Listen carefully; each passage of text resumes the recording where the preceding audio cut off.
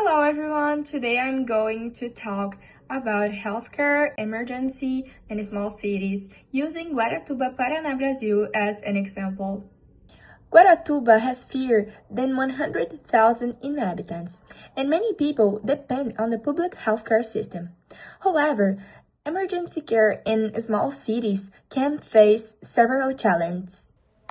First of all, one of the biggest problems is the long waiting time in the emergency room. Since there are not enough doctors and specialists, patients often need to wait for hours before receiving medical attention. In addition, many residents need to travel to larger cities, such as Curitiba, to receive specialized treatment. This can be difficult, especially for elderly people and low-income families. Furthermore, during the summer season, Guaratuba receives thousands of tourists. As a result, the number of the patients increase and healthcare system becomes overloaded.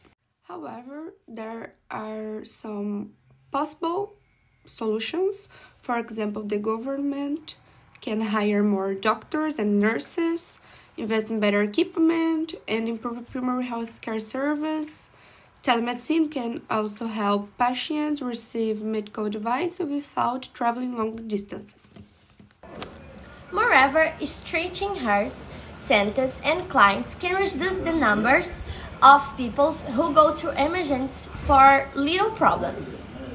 In conclusion, emergencies healthcare in a small city still face many difficulties. Nevertheless, with more investments and better organization, cities like Guaratuba can provide fastest and high-quality healthcare for everyone. Thank you for your attention.